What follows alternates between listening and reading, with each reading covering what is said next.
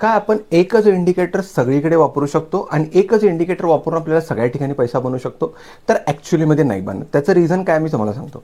कसं असतं, सायडवेज मार्केट असेल ना, तर सायडवेज मार्केटमध्ये तुम्हाला RSI काम नाही करणार. सायडवेज मार्केटमध्ये कोणतंच इंडिकेटर नॉर्मली काम करत नसतं. जर मार्केट ट्रेंडिंग असेल तर तिथं आपल्याला EMA यूज करायला लागतं. त्याला बोलतो आपण मुव्हिंग ॲव्हरेज. मुव्हिंग ॲव्हरेजमध्ये दोन प्रकार येतात. एक येतं EMA जे येतं एक्सपोनेन्शियल मुव्हिंग ॲव्हरेज, आणि एक नॉर्मल येतं MA जो मुव्हिंग ॲव्हरेज येतं. जर मार्केटमध्ये ब्रेकआउट तुम्हाला सक्सेस होईल की नाही हे बघायचं असेल तर आपल्याला MACD वापरायला लागतं. म्हणजे MACDचं काम तुम्हाला ब्रेकआउटमध्येच यूज करायला लागेल. जर तुम्ही RSI एका ठिकाणी जर चार्टवरती लावत असाल आणि विचार करत असाल की मी सगळीकडेच RSI लावेल आणि मग आपण बोलतो की RSIचा रिझल्टच नाही मिळत.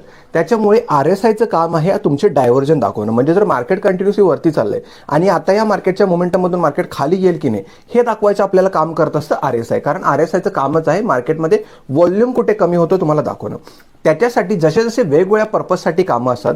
जसा हा माईक मी लावलेला आहे, हा माईक म्हणजे कशासाठी यूज करणार आहे, हा माईक मी रेकॉर्डिंगसाठी यूज करणार आहे. जर हाच माईक मला जर PC मध्ये शूटआउट करायचं असेल तर या ठिकाणी माझ्याकडे एक दुसरा माईक आहे, तो माईक मी यूज करणार आहे. तसंच मार्केटमध्येही जर तुम्हाला ट्रेंडिंग मार्केट ओळखायचं असेल तर तुम्हाला तिथे EMA यूज करायला पाहिजे. तुम्हाला ब्रेकआउट्स अंडरस्टँड करायचे असतील तर तिथे आपल्याला MACD यूज करायला पाहिजे. जर मार्केटमध्ये मोमेंटम अपसाईड चालली ती फेक आहे की नाही हे समजण्यासाठी आपल्याला काय यूज करायला पाहिजे, तर RSI यूज करायला पाहिजे. म्हणजे काय, डिफरंट पर्पजसाठी डिफरंट इंडिकेटर, डिफरंट थिंग्ससाठी डिफरंट इंडिकेटर्स, या सगळ्या गोष्टी या तुम्हाला